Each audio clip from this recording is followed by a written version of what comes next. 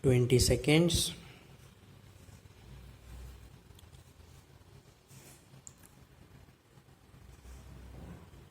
Be ready. 10 seconds.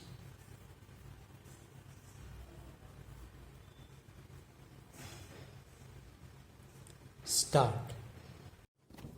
I have no intention of giving a certificate about which my honorable friend Dr. Krishnaswamy was talking some time ago, since anything like a certificate being given by any member of the business community is likely to be misunderstood. But the fact remains that impartial observers, both here and abroad, have testified to the soundness and stability of our finances, which have successfully withstood severe stresses and strains of the changing economic factors, both national and international. And for this, the fullest possible credit is due to the wise handling of the situation by our present finance minister. There have been criticisms on both sides. Some have described the budget as pro big business, as something which has brought about a boom in the stock exchange, and as something which has brought about satisfaction in the business circles.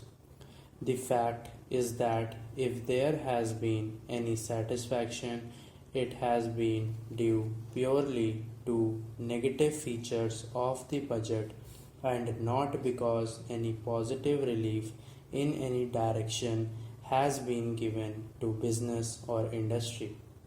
It is true that there were certain fears in the minds of the business community that, in view of the expanding, the growing needs of the center, the finance minister might resort to certain further additional taxation, and since those fears were not realized, there has been some slight recovery in certain stock exchanges. But that does not in the least mean that whatever belief and legitimate relief was due to the business and industrial community has received any adequate response from the finance minister. We have got to face the fact that we are at present engaged in the process of development.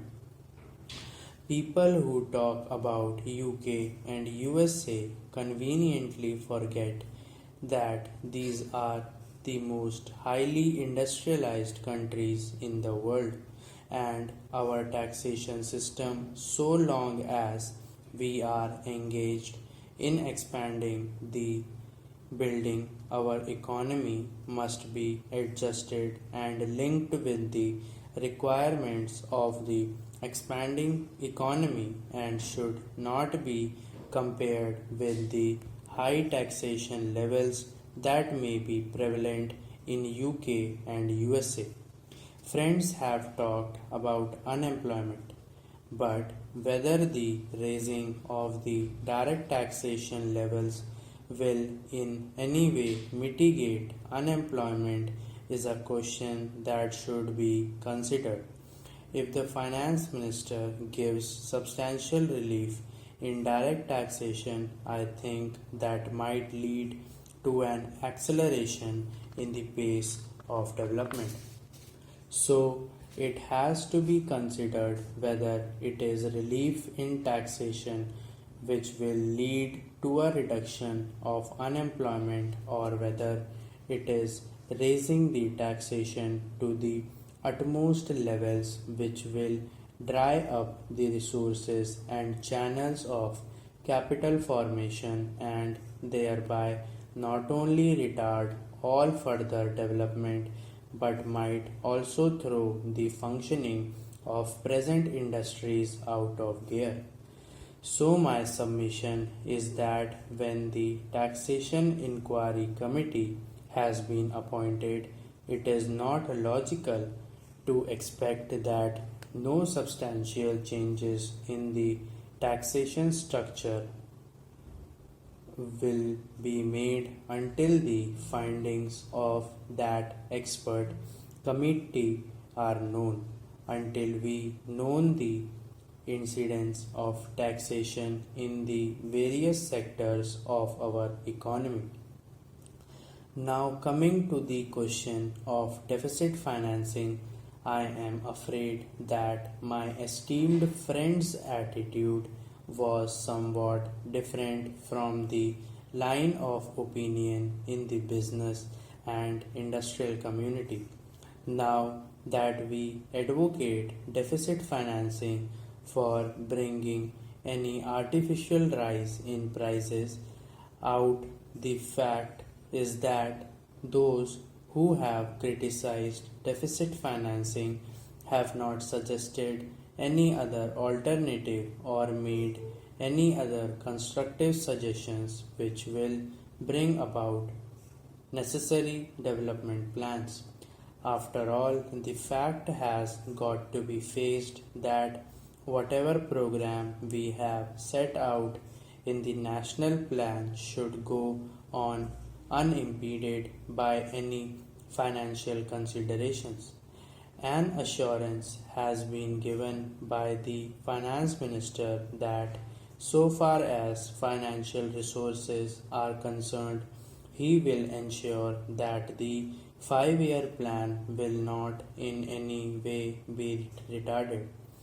In this connection, I can only say that deficit financing is one thing so far as the revenue budget is concerned. So far as normal expenses and expenditure are concerned, certainly nobody would advocate deficit financing, which might be very undesirable. But when it is a question of doing something abnormal, of investing something in productive channels, then certainly some risk has got to be taken, and I think the finance minister has been fully cautious in taking whatever measures he has so far. We know the measures that the government took for contracting money supply about the end of 1950 and certain other measures adopted which brought about a slump.